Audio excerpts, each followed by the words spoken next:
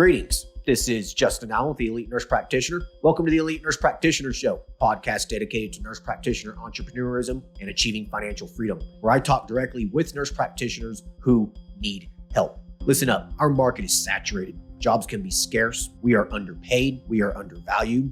We are taken advantage of by the sharks within the healthcare system, and frankly, screw that. I'm sick of it, and it's time for a change.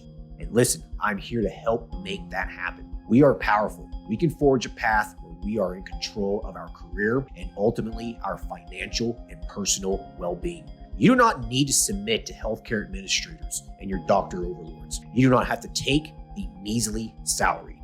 You do not have to work 50 to 60 hours a week. There is a different way, and I'm here to show you that path. This podcast is raw and unfiltered. I have not talked to the nurse practitioners in this podcast prior to the call outside of an email exchange to schedule the episode. What you're about to listen to is a consultation session between a nurse practitioner and myself. It is real, it is unscripted, it is unplanned, and I have no idea what we're going to talk about. Anything and everything can happen during our conversation. The nurse practitioners in these episodes are struggling with an issue in their professional or financial life, and they have reached out to me for help. My goal is to help the nurse practitioner with actionable advice that will enhance and improve their professional, business, and financial life. My other goal is to hopefully help my nurse practitioner sisters and brothers build a more productive, powerful, and free life. So I hope the content and information within these podcast episodes does just that. All right, onto the episode.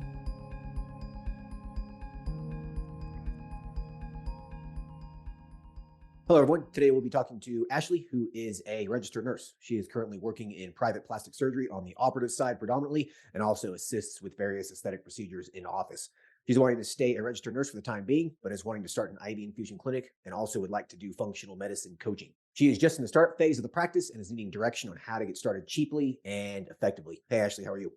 Hi, I'm good. How are you doing? Hey, I'm good. Thanks for hopping on here. So, I don't Thanks. I don't think we've ever talked to just a registered nurse. This will be a little bit of an interesting episode, I think. And we're looking forward to it. So, just let us know about yourself. How long you've been a registered nurse for, and kind of what you've been doing.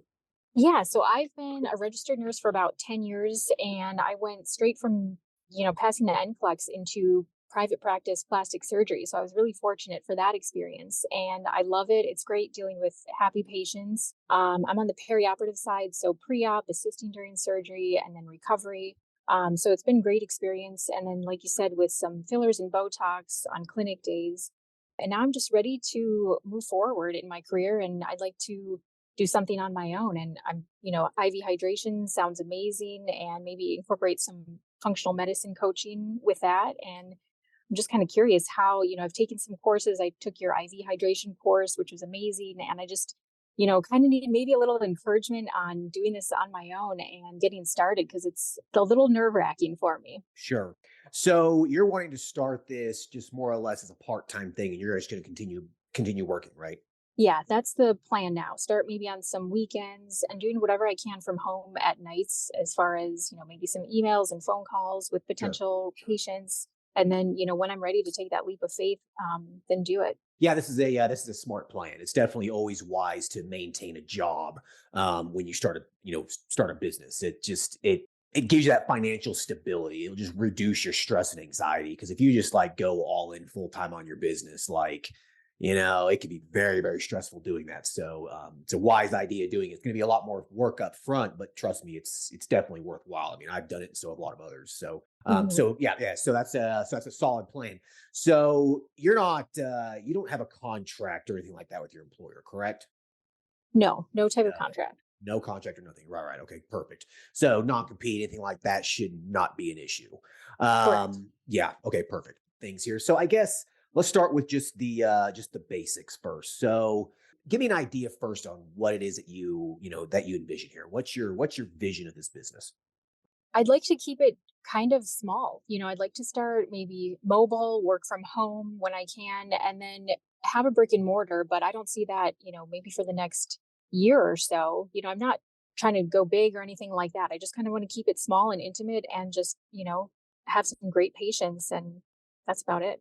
Okay, so more of a mobile practice at first. Yeah. Yeah. Okay. Gotcha. So doing house calls, do some IVs, maybe some functional medicine coaching, lifestyle management, those kinds of things. Yeah, exactly. Yep. Yeah. Okay.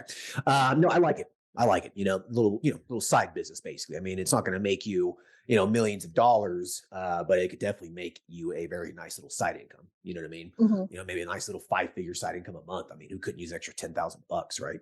Yeah, I'll So, take it. right, exactly. I like the idea. So, let's just start from the very, very beginning here. Legal entities, all that stuff. I mean, you took our IV course, so you have just the very general I mean, you have the basic business structure kind of down, right? Like you Yeah. understand those concepts from the IB course. Yeah. Okay. Yeah. So we're not, yeah. Okay. Gotcha. So we're not going to go over those specifics, creating your LLC, getting your bank accounts opened up, getting a website up and running, like those very basic things discussed in the course, like follow those steps and you're going to be good to go. So let's talk about some more higher level things. Okay.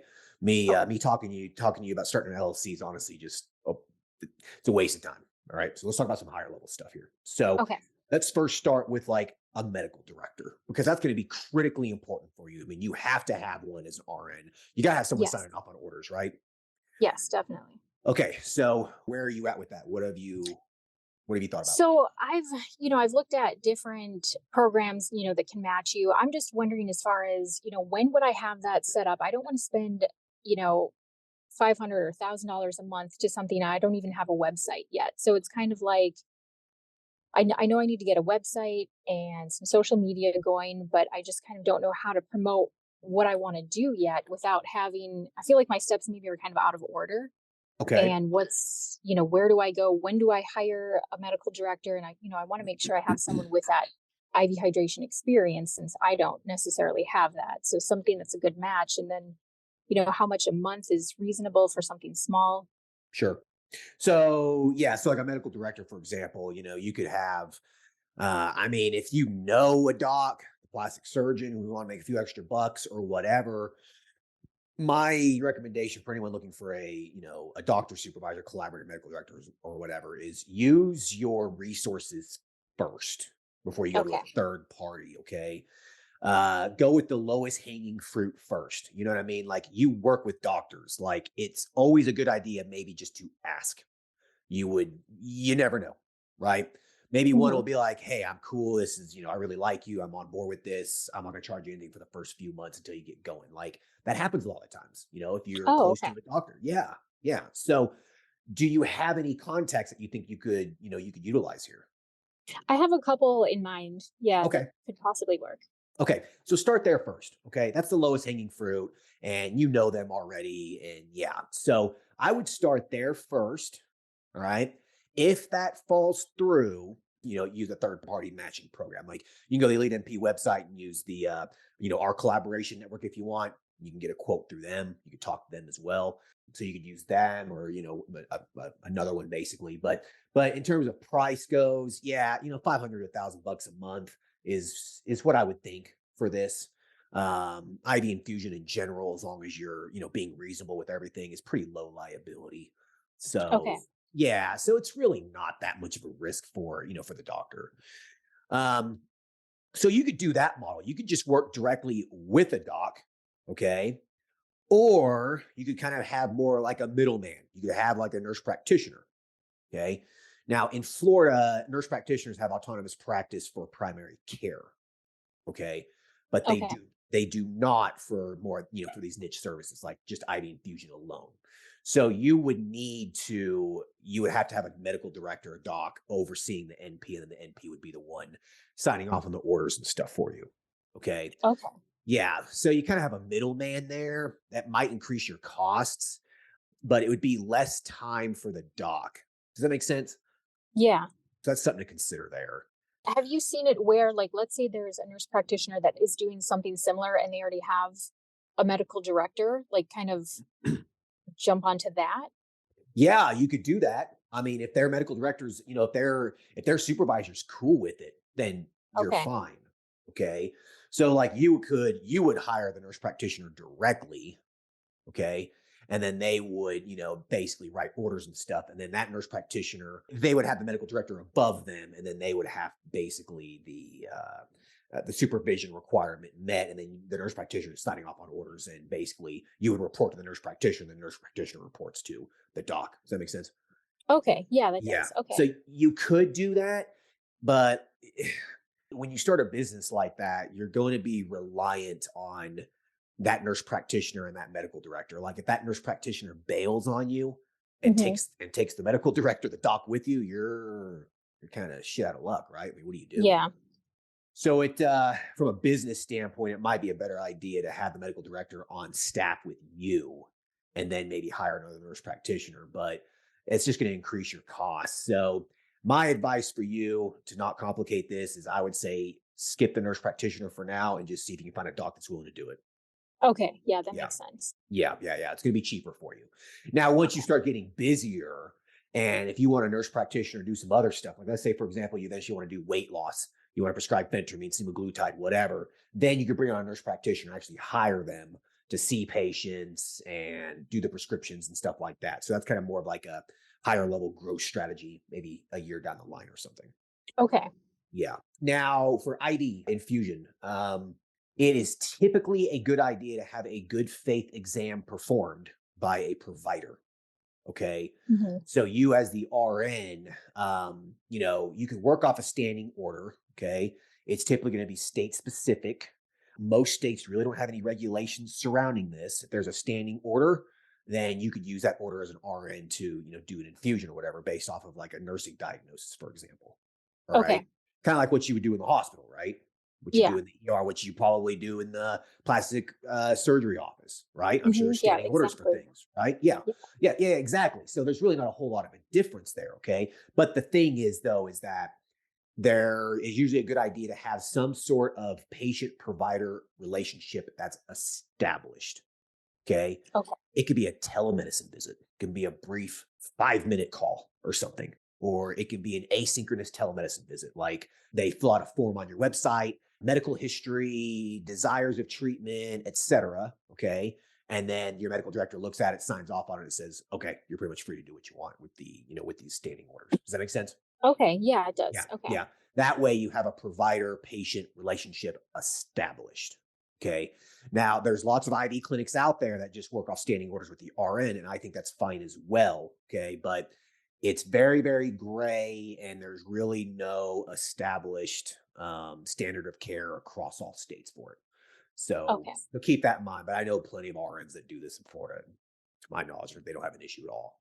So if you want to do it right, though, I would definitely recommend having some sort of a provider patient relationship established, though. Okay. And how would that translate if I was doing something on the weekends, like an event, like a bridal shower, something like that?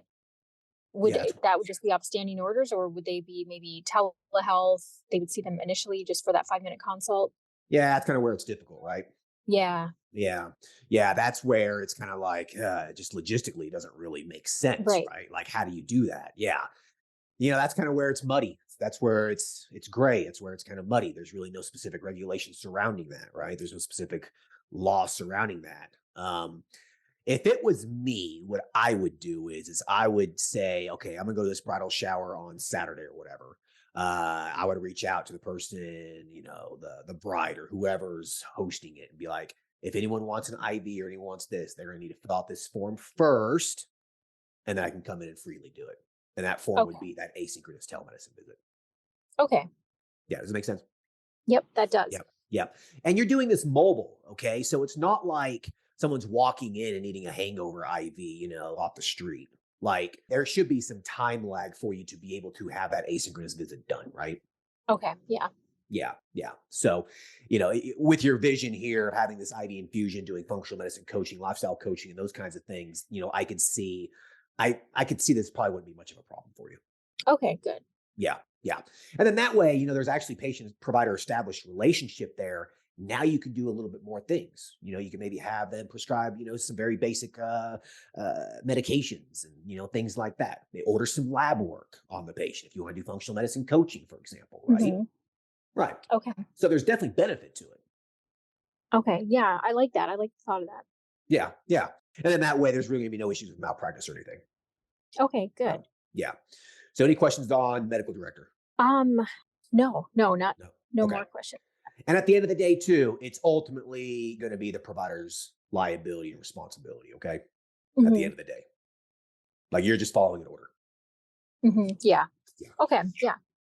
So moving on there. So I guess you're just needing some steps on where you should prioritize your time. Yeah. And do you think it makes sense to offer both right off the bat, or should I focus on one over the other as far as, the functional medicine coaching versus IV hydration? Or do you think combining the two initially is a good idea? I think combining the two right off the get go is a good idea. Okay. I mean, I think they complement each other very well. Yeah, I think so too. Yeah, absolutely. I think so as well. I mean, because a lot of functional medicine is the recommendation of various vitamins and supplements and whatnot, Hmm. right? And so Hmm. if you could do an IV, glutathione, vitamin C, etc., it complements each other. Yeah. Okay, good. Or yeah, or an injection. You want to do an alpha lipoic acid injection or something for, maybe they have some inflammation issues or something and you're wanting to address the root cause, right? Hmm. So you could do things like that too. Totally. And then I know you have a genetic testing course. I don't know if that's out yet, but I'm looking forward to taking that. But I think that could really integrate well too with all this. Oh, 100%. Yeah, no, it's out. It's out. Hmm. Okay. Okay. Yeah, absolutely. Like you can have, the doc or whatever order the genetic test. Okay. There's really you're not making a diagnosis. You're Hmm. just Right. basically reviewing the results with the patient. That's all you're doing, right? Hmm. You can totally do that as an RN. You're just reviewing results. It's just like how you would just review lab work with a patient, you know, anywhere else, right? You just go over Yep. it with And then, them. it's patient education too. And I've been doing that. That's what they hammer into in nursing schools, educating these patients. So I'm excited to do that part of it too. Right. Absolutely. Like, let's say, for example, you do a genetic test on them and they're positive for, a various gene that predisposes them to, endometrial cancer, ovarian cancer, breast cancer, whatever, right? You go over it with them. You're like, listen, this gene is associated with an increased risk of developing breast cancer, as you get older. Therefore, I would highly recommend that you would do everything in your power now to prevent the development of cancer. And so things like Hmm. alcohol intake, having more plant-based foods in your diet, things like that have been shown to reduce the risk of cancer, right? Okay. Yep. Right. So exactly. So you provide, you provide lifestyle recommendations. And Hmm. so, so your medical director could easily just have some standing orders for ordering those tests. Okay. Great. Yeah. So I think that's definitely a good idea that you could add on to it as well. Okay. I like the idea, of doing the functional medicine coaching. So I guess, what have you thought about? Like, how would you provide that service? Like, how's that going to work for you? Like, how do you want to do it? That's kind of a good question. I don't know. I mean, I don't know yet. What do you recommend? So essentially, you'd have to market yourself as more like a health coach. Okay. Okay. So as an RN, you can do health coaching. Okay, that's not really an issue. If you have someone in the background who can order tests and whatnot, that allows you to be a little bit more comprehensive, right? You can do Hmm. tests and you can do vitamin injections, et cetera, right? So it allows you to be a little bit more comprehensive versus just, some random health coach, some Instagram influencer who has no license whatsoever, has no medical Right. training whatsoever, right? Yeah. Those people are just, I guess, poser. It's the right Mhm, word I know, for it. and I don't wanna get those too confused, because I do have the nursing experience, which to me stands out compared to someone like that, so that's a big selling point for me. 100%. Yeah, Absolutely. Yeah. Yeah, exactly. You didn't take some, 10-hour long health coaching course and now you can just call yourself a health coach. Like, right. that's nonsense, Yeah. like ridiculous. Yeah. Certification. There's no such thing as a certification for a health Right. coach. Like, bullshit, Yeah. like, yeah. So yeah. So anyways, yeah. So it's doing this as from a health coach perspective. So that's an entire business model in itself. Okay. Mhm. The IV infusion is a standard medical model. Okay. Like, you understand that. You've been a nurse for 10 years. Like, you get Right. that, right? Mhm. Yeah. Order, do IV, check vital signs. Like, there's a very standard procedure for it, right? Right. The health coaching model is a different model. It is based off of more of a marketing model. And by that, I mean you provide lots of content out to the world and you establish that you are an expert at something. So you have articles on your website, you have videos, you have those kinds of things. You establish your credibility. Does that make sense? Okay. Yeah, it does. That's how you obtain clients. It's Okay. basically, yeah, it's similar. Like, I'm talking to you right now, right? I'm Mhm. nursing business kind of expert, right? Okay. So I'm coaching you right now on this. I'm consulting with you. So it would be kind of a similar model, Okay. right? Yeah. And you could do that locally. You could do it statewide. You could even do it nationwide. Okay. As long as you're not prescribing, diagnosing, ordering tests, etc. You're just talking. It's just Hmm. recommendations and it's just advice, right? Okay. Yep. Yeah. So that's that kind of model. But for you to simplify, you want to stay more local, more mobile, going to people's houses and stuff, right? Yeah. Initially, yeah. And then move into, a small space by myself, with Gotcha. the maybe to grow. Yeah. But initially, just, yeah, I kind of see just me doing this on my own and then definitely willing to grow. Okay. Yeah. You'll take that step, a little bit later. So I think from a local perspective here, and to try to keep this as simple as possible, then I think that you should essentially create this business as more of like a lifestyle, health and wellness consulting kind of a thing. Okay. Right? Where you do have the legal ability to do some more medical interventions like IVs, vitamin injections, and stuff like that. Those other people Okay. can't do that stuff. You can, though, Hmm. right? That's how I would set this up as more like a lifestyle wellness thing. And you get the word out to various places where people who care about this stuff would actually call you to book a visit or an IV infusion or a consulting call or whatever. It's like Okay. gyms and health clubs and stuff, right? Hmm. Yeah. You're in somewhat of an affluent area. I'm sure there's plenty of country clubs and health clubs and stuff. Yeah. There's lots of golf, lots of tennis around here. And yeah, it's a Right. very affluent area. Right. So what if you could get yourself established at one of those places? Right. Yeah. So that would be some low hanging fruit from a marketing standpoint, like be able to Okay. get some clients from it. Yeah. Yeah. So, I guess any questions on like the coaching part? well, as far as a name, I know you've talked about names and how to, you want it to be just very obvious what you're doing. So I am hung up on a name, I go back and forth. So any input on how to name something like that would be helpful too. Yeah. So we want to do more of like the lifestyle wellness, right? Like Hmm. you're doing the functional medicine, the holistic kind of coaching, but also doing the IV infusion. So Yeah. yeah, it might be difficult to find a name that really says what it is that you do, right? Because it's just such a comprehensive thing. You're doing so many different things, and so you always want to make sure you create a business name that basically tells people what it is that you do, right? Like you Hmm. wouldn't want Right. to do Omega Health or something like that. Doesn't really Right. say anything. First, like a noun or something like that, and then the description of the business. So something, health and lifestyle coaching and IV infusion, something Okay. like that. That's pretty much what it'd have to be. You don't necessarily have to say functional medicine in the name of the business. All right. It's more of the health coaching that you're going to do, that you're using the functional medicine principles that you've learned to help bring people back to wellness, right? Right. Okay. Yeah. Yep. Yeah. So, I mean, hell, that could be a name, bringing yourself back to wellness kind of a thing, like Okay. something, a play on words like with that. You know what I mean? What I would do is, if I was you, is I would write out a couple columns of some various words. Okay. And this is for anyone wanting to name their practice, having a difficult time naming their business and naming their practice. Then this is what I did. I did this when I named my men's health clinic, actually. Like I had a list of like nouns, pronouns, okay, like descriptive things, maybe like an adjective or something. All right. Hmm. For example, a noun would be, Main Street, health and wellness, right? Tampa, health and wellness. Like you have to have like a descriptive thing, right? Okay. Yep. So something that means something to you or something for the local area that you're in. All right. Okay. So list out some things like that, and then list out describers, basically, like words that describe what it is that you're doing. Health, wellness, coaching, functional medicine, IV infusion, injections, nutrient, like things like that.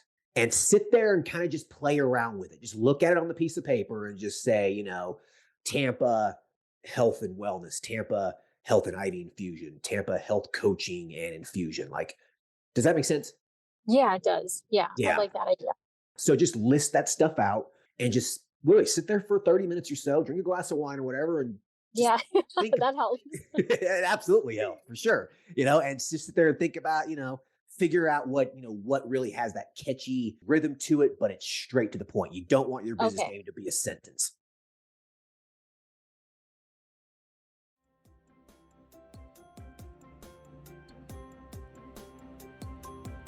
All right. I hope everyone's enjoying the episode so far. I just wanted to take a quick break to thank everyone listening and also give a big thank you to all of my social media followers and email subscribers. If you haven't done so yet, please subscribe to our email list at www.elitenp.com and make sure to follow us on Facebook, Instagram, and LinkedIn. Email subscribers will receive updates on new weekly podcast episodes, multiple weekly articles we publish, new courses, and everything else related to helping you succeed. Remember, all elite nurse practitioner courses are designed to help you build a niche practice, increase your financial strength, and to break free from the rat race. If I can break free and the other countless nurse practitioners can break free, then so can you. Additionally, please share this podcast with your other nurse practitioner sisters and brothers out there. The more NPs that venture out on their own, the stronger our profession will become. Now, let's get back to the episode.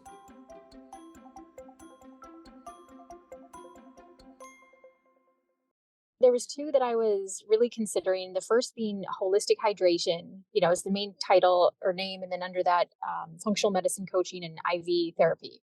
Okay. Or I thought Yeah, there about you go. functional drip, and that one, like, the website's available. It's not trademarked or anything like that.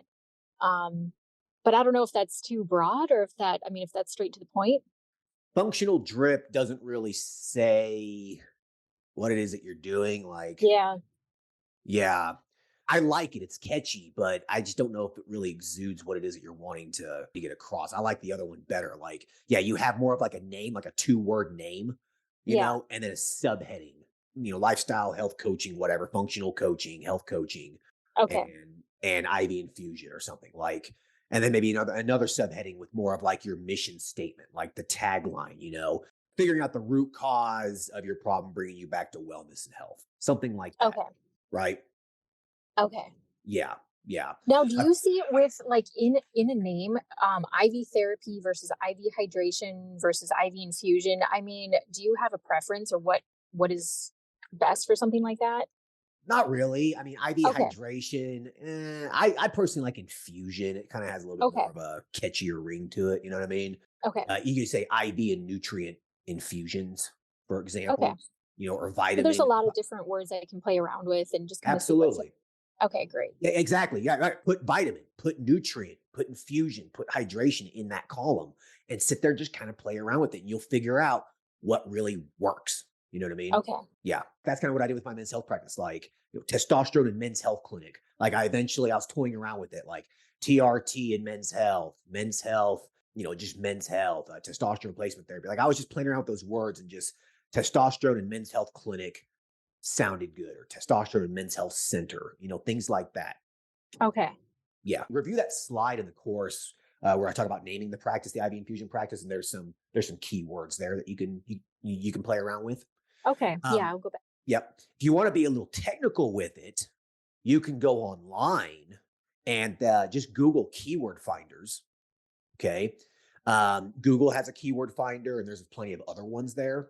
And what it does is that it takes data from searches in Google, Bing, Facebook, etc. Okay. It takes that data, basically categorizes keywords. So what are people searching for that are interested in functional medicine, who are interested Mhm. in integrated medicine, who are interested in IV infusion? What keywords are they putting into Google to find a business that can provide them that service? And then Okay. it'll list out those keywords for you. Boom, there you go. You have a list of keywords, and it'll help you create the name of your business. Plus, having those keywords on your website and in your title will help people find you a lot easier. Okay. Yeah. Does that make sense? Yeah, it does. Yeah. Okay, good to Yeah. know. Yeah. Yeah. So you can play around a little bit with that, but don't get hung up too much on the name. Okay. I know. I know. That's the hardest part, though, I feel like. But there's still a million other things that are way more important. But yeah, I get it. Yeah. Yeah. Like it is important. It is, but you do not Mhm. need to be spending weeks figuring out what the name I is. know. Like, yeah, it's one of those $100 questions. It's not one of those $10,000, $100,000 questions. Right. Okay. Yeah. Like I you know. really got to just pick a name and go. At the end of the day, I like, know. yeah, it matters, but it doesn't matter, you know? Right. Yeah. Okay. So, anyways, moving on from there. So, medical directorship, kind of trying to figure that out. You have your services identified, doing some functional medicine, genetic testing, IV infusion, nutrient therapy, injections, etc. Your name you're working on. So I guess what other step are you trying to figure out you should prioritize here? Um, as far as offering like memberships and stuff like that, what do you think the best course is for someone like me that's just starting? In terms of a membership goes, like how you should Yeah, price like it. versus yeah. Do you think a membership right off the bat is a good idea? 100%. Okay. For sure. This is the thing, and I've said this before in a lot of other podcasts and articles and stuff, is that you want to focus on recurrent income. Okay. You don't want to have just one-time fees for things, because if someone just pays you a one-time fee for an IV infusion, $150, $200, whatever, and you never see them again, like you just really don't make money. Right. Okay. You got to get those people that come in on a recurrent income. That's how you build and scale a business. Okay. Okay. Because it provides that passive income, it provides that predictable income coming into the business. So you always want to focus Mhm. on recurrent income. So that's why I like subscription based models. Okay. Yeah. And in that subscription, you could have, you know, uh, coaching in it, IV infusion, two infusions a month, whatever injections, like you can build those out. Yeah, and then, like, for a new I mean, could I offer, like, a free B12 injection, something like that, like, some more incentive for Oh, yeah. new clients? Yeah? Okay. Absolutely. Yeah. B12 is one of those things that people feel great on it Mhm. and it costs you nothing. Yeah. Like I don't charge for B12 injections. I just don't. It's just a Oh, perk. okay. Yeah. Okay. Yeah. Like you're like, yeah. You're a patient at my clinic. Don't even worry about it. It's just a perk. Okay. Yeah. Yeah. People love it. It improves patient satisfaction, customer service. Like people just love it. You know what I mean? Mhm. So you could definitely do that. It's just slow hanging fruit. It's cheap. Yeah, So I know a lot of places are charging, like, 20 to $30 for them, but I thought, why not just throw it in and just they feel like they're getting more out of it. But absolutely. yeah, so I think it Right. definitely helps. Okay, good. Yeah. So, like, imagine here. So, for example, let's say you charge $200 a month. Probably charge more than that if you wanted to. But let's just say you charge $200 a month. And that $200 a month includes a monthly health coaching session with you that lasts an hour, okay, or 30 minutes or Okay. whatever. Okay. It's just an ongoing thing. It's just like you're helping them, you're helping bringing back their health, bringing it back into balance, basically, right? Okay. That's a good tagline too, bringing your health back into Yeah, I balance, like something that. like that. Yeah, yeah. So you could, basically that's kind of what you're doing. It's like think of it this way. So like I have a financial advisor, okay, and I pay the financial advisor monthly. Well, I used to. I don't really do it anymore. But during my first, like when I was really getting my finances and investments like really hammered out, I was paying this guy monthly, and we would have a monthly call, and he would give me things to do. Basically, put this money here, pay off that debt, do those kinds of things, right? Mhm. And I did it over a year. And now I only have to see, now I only talk to the guy every 3 to 4 months or something like that. So it would be the same thing for you, right? You would try to see them monthly, bi-weekly, whatever. All right. You charge them a monthly fee for that session and try to just add as much value as you can to that $200 price point. And I'm Okay. talking about like this is your lowest price point, $200. Okay. Maybe it's a health coaching session plus, I don't know, a couple injections or something. Okay. Okay. And then for $250 or $300, it includes a monthly infusion of your choice. You know what I Okay. mean? And plus a 1 hour consultation call. And there's a $500 option where 2 calls a month, 2 IV infusions. Like, does that make sense? Yeah, it does. I like that idea. Okay. Yeah. So you have to figure out what the margins are. Okay. You have to figure out what it's going to cost you to do those things. And you're going to want to strive for that $100 to $200 a month profit per patient. Okay. So an IV infusion is going to cost you, your cost.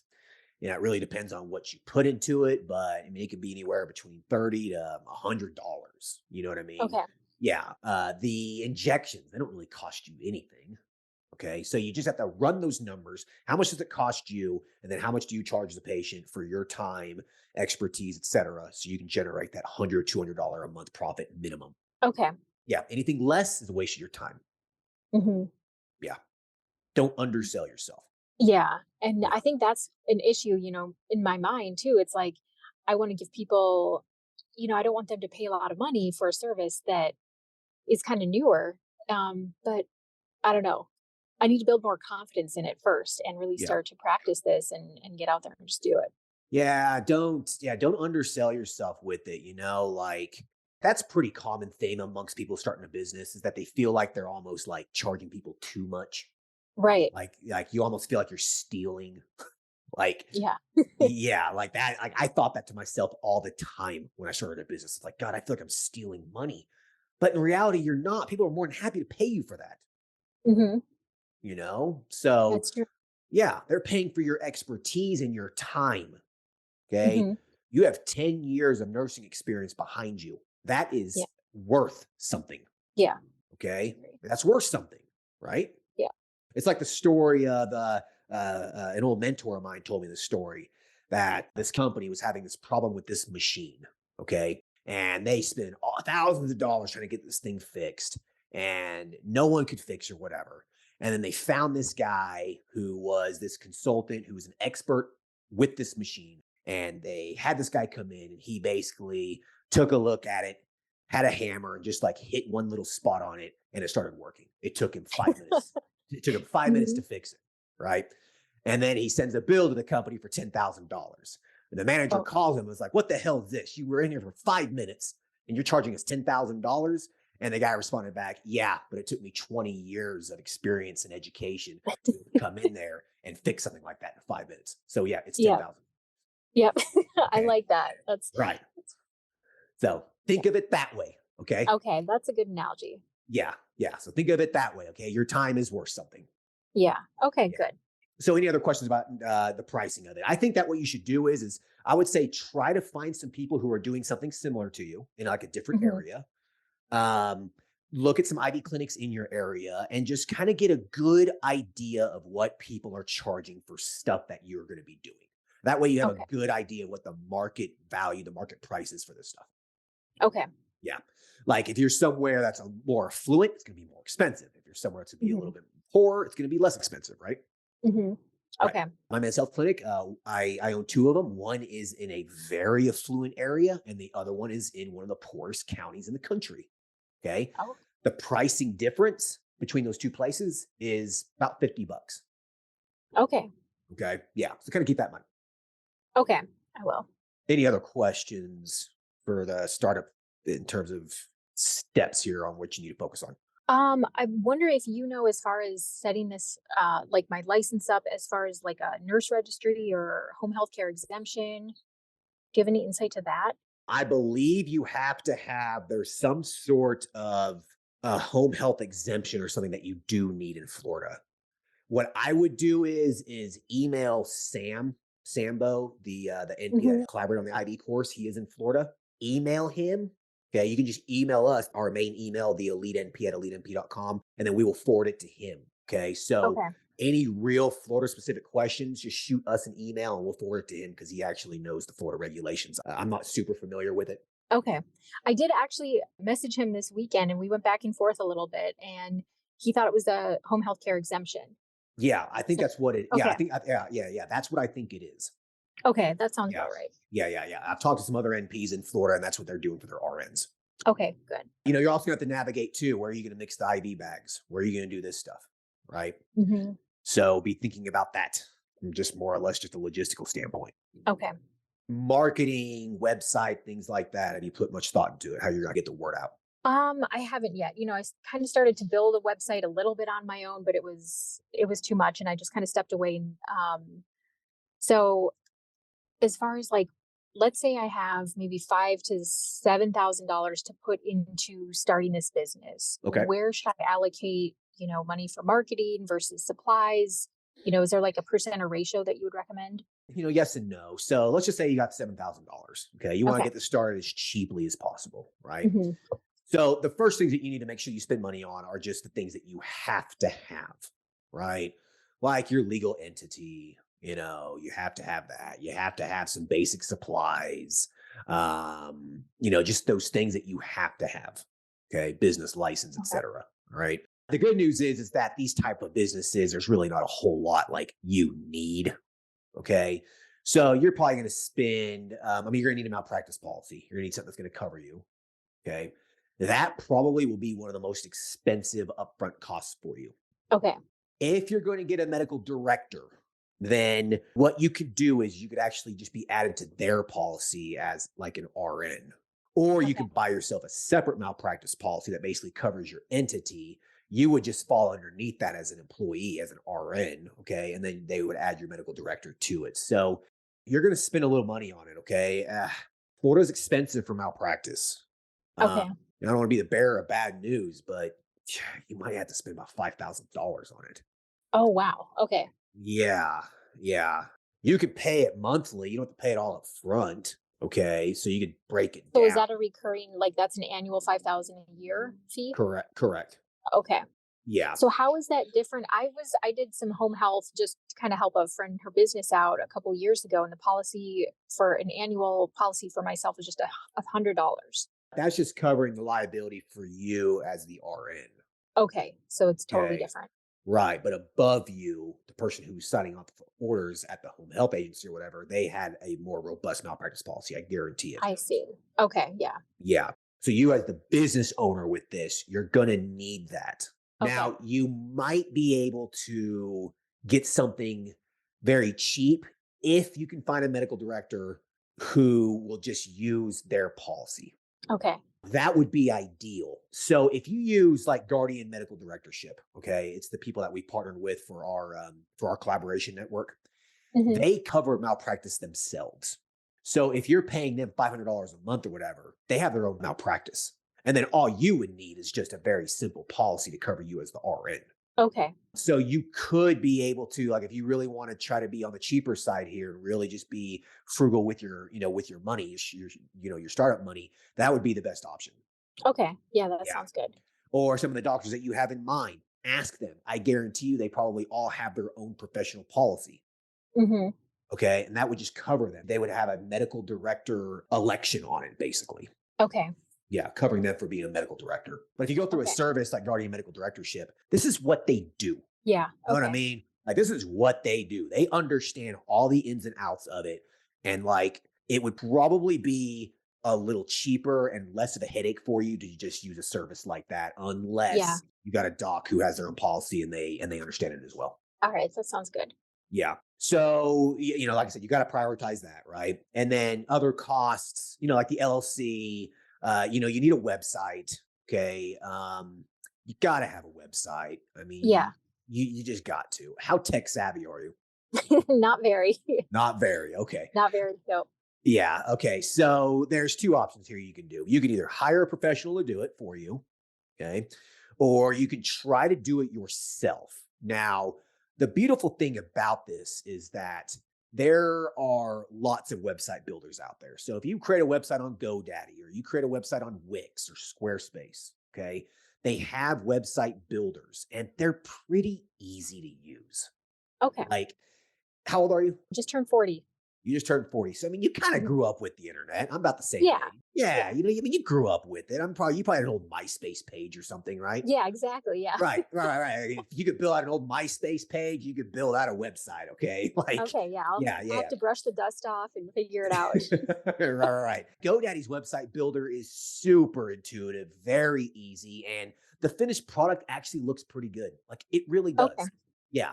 Like, all of my websites I built myself on GoDaddy when I first got started. My men's health, my medical cannabis clinic, my Suboxone practice, my transgender telemedicine HRT practice, the elite nurse practitioner. I built all those sites myself on GoDaddy at first. Okay. Okay. And then once you start making a little bit of money, then you can hire a professional and have a really nice website. Okay. But a good website's going to cost you $1,500 or $2,000 at least. Okay. Okay. You get what you pay for. Yeah. Okay. Yeah. So I'll Yeah. start it myself and see how that goes. Yes, that would be the best use of your money and time for Okay. sure. Yeah.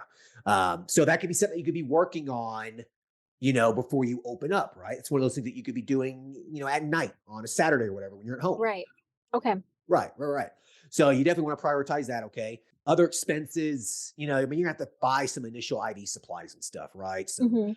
some vitamins and IV bags and injection supplies and those kinds of things, I would definitely budget at least $1,000 to $2,000 for that. Okay. You might want to actually, I'd maybe do 500 to 1,000 instead. I don't want you to buy what some people do when they start an IV infusion clinic. They'll spend like $3,000 or $4,000 on all these vitamin nutrients and stuff, and like they expire 2 months and then they Yeah. never Yeah. I use don't them. want. It's just a waste of money, right? Yeah. So be lean with that. Okay. I will. Okay, yeah. You do not have to use every single ingredient in the IV recipes in the course. Hmm. Okay, you really don't need to. You can kind of pick and choose and kind of make your own as long as the osmolarity is good and there's no contraindications for mixing two things, you should be fine. Okay. Yeah. And Okay, I'd rather start with less than more. I don't need to, go crazy with it. Just kind of start small and then build on top of that once I get more comfortable with it and see what I'm right. using that people want and just keep building on that. Right. Like a lot of these ingredients, in my opinion, B complex and magnesium, those two things for an IV infusion, I think those are really the two big hitters. Like that's what Okay. people feel. You know what I mean? And then the Hmm. other stuff you can just IV push, right? Like Okay. NAD or glutathione or whatever. Yeah. Like you could just then IV push a couple things. So like you could keep it very simple. Okay. I like that. Yeah, don't go overboard. More is not necessarily better. Like there's people who message me like, "Oh, I want to put these 10, 15 ingredients in a bag." You're like, why? Right. Like these people are Yeah. just gonna piss out most of this. What's the point? Right. Yeah. You Does make know? sense. Doesn't make any sense. Correct. So just be very, very, just be lean with it. Okay. I will. Whatever's left over. So, if your budget's $7,000, if you build your own website, if you can get malpractice cheap for the medical director, if you use a service or they already have their own policy, your LLC, all this stuff, you're probably looking at a startup budget of maybe $3,000, $3,000 to $4,000 for just to like Okay. have everything. Okay. Okay. And then what's left is gonna be for your marketing. So that's gonna be $3,000 to $4,000. Okay. So what I would want you to do is I want you to go into this lean, Okay. low hanging fruit first. And by that, I mean, put some boots on, put your shoes on, and just get out there and just try to hustle and get the word out. That's Yeah. free. That's free. I've already been trying to. I've been talking to some friends that, they're trainers at gyms, like local gyms with, some older patients that I think could definitely use some services. And yeah, so I'm already putting the word out and just, trying to Perfect. market myself already. Perfect. That's what you need to do. That's free. Hmm. Yep. Okay. And the thing is, once you just get a couple people, couple clients, and they know someone else, and you're actually giving them value, they feel better and stuff. They'll talk to other people, and then the snowball happens, and then you don't really have Hmm. to spend much on marketing at all, anyways. Yeah, that's nice. Okay, Yeah. good. So that's what you want to do. Approach those health clubs, approach those country clubs, approach those gyms. Hmm. Try to get out there and spread the word. Yep. Okay. Yeah. Do that first. Okay. And then you could think about maybe having some ads like a Google Okay. search ad or, maybe some Facebook ads and those kinds of things. So Okay. I'd say for the first couple months, just try to do the cheap stuff first. Then that way you have a couple $1,000s hanging out that you can just have for, other expenses that are going to come up. Okay. Yeah. Any other questions? No. No other questions on that. No. No. Okay. You have any other questions at all in terms of this business? No, I think you've answered all of them. And I mean, your podcasts have been extremely helpful, your courses, even just your, the blogs and the website, everything. I've just been combing through things for the last few weeks and it's been super helpful. So I appreciate everything. No, you're So welcome. yeah. Yeah, it's a pleasure. All that stuff is there. It's free, Yeah, except I for the love it. courses. That's pretty much it. Yeah. So yeah. I mean, these podcasts, if you listen to all 60, 70 of them, whatever we have now, like there is an encyclopedia of information Oh, in I these know. things. Yeah, even just the marketing, like I listen to them on my way to work, on the drive home. And it's like, okay, I need to write this down. I mean, there's such great information. It's super helpful. Yeah. I'm glad you enjoy it. So, well, I like to end the episodes with you asking me a question. Has a question for me ever popped up in your mind in terms of, my businesses or my life or anything like that? Where are your men's health clinics? We are in the West. I don't like to be state specific. Oh, okay. Yeah. I always wondered if they were in Florida. I thought for some reason they may have been, but okay. No. I used to live in Florida. I lived in Florida for about a year. I worked at an ER down there as a nurse practitioner. It's kind of where I cut my teeth, so to speak, as a nurse Yeah. practitioner. Very busy ER. It was almost like a MASH unit when all the snowbirds were down. It was crazy. Yep. Yeah, I learned so much though. I mean, it was, I don't regret that experience at all. But yeah, I'm out west now. I moved to an independent state. Okay. One of the best decisions I ever made in my life was to move from a restricted state and on the East Coast and move out west to an independent state. So, he was Okay. an RN, doesn't really matter, Right. but if you were in an independent state, you would skip the doctor and you could just have a nurse practitioner be your medical director. So there is Yeah. that. Okay. Good to know. Yeah. All right. Yeah. So cool. Awesome. Well, listen, I appreciate your time. I hope this was helpful. And, feel Yes, free to email me if you have any other questions. I'm more than happy to help. I will. Thank you so much. I appreciate everything. And it was nice talking to you. It was nice talking to you. You take care. All right. Thanks. You All right, too. bye. Bye.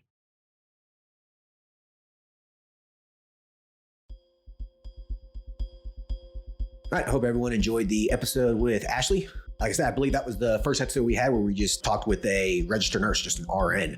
An RN can definitely do a lot of these businesses, health coaching, etc. IV infusion, nutrient therapy, there's actually quite a few RNs out there that own a practice. Like they own an aesthetics practice, they own an IV infusion clinic, they own a primary care practice. I know an RN who owns a primary care practice. They basically just manage it. They have providers that they've hired, So an RN can do a lot of this as well, just a little bit more of a complex situation because they have to have a, medical director and providers on staff and those kinds of things. So yeah, I think that the big thing here with this is try to keep your business lean.